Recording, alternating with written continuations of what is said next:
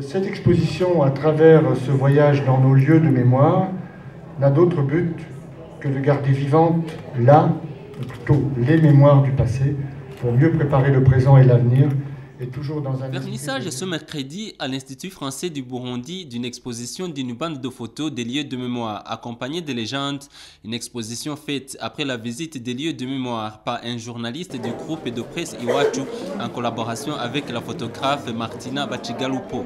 Le représentant du groupe de presse Iwachu à cette exposition a fait savoir que cette idée est née par devoir de mémoire en vue de se rappeler de ce triste passé et d'inviter les gens à se recueillir et à réfléchir.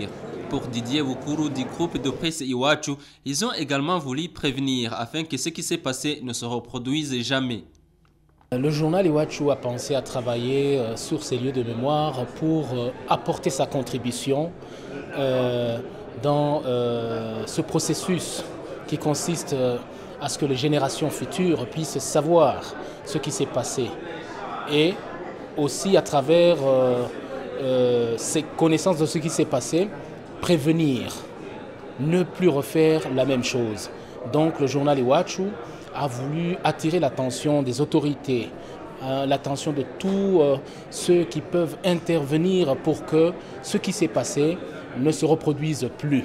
La photographe Martina Bachigalupo, pour elle, ce travail a été une occasion de creuser plus loin pour connaître l'identité profonde du Burundi d'aujourd'hui en se basant sur les éléments caractéristiques du Burundi d'autrefois. À partir de cette histoire des derniers 50 ans du Burundi, on a voulu aller creuser plus loin, on a voulu aller au Burundi d'autrefois.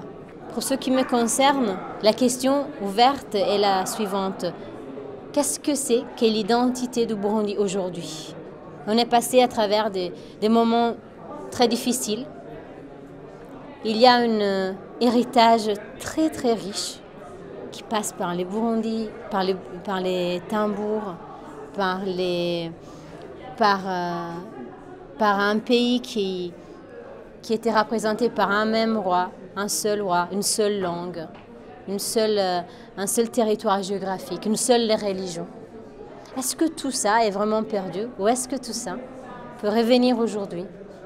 Est-ce que ça peut exister d'une forme différente aujourd'hui?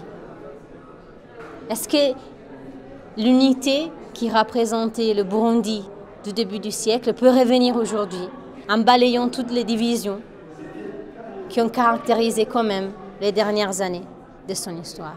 Tous les intervenants dans leur discours ont appelé les décideurs à tout faire pour remettre en terme l'impunité pour construire un Burundi meilleur afin que les générations futures ne vivent pas le même calvaire.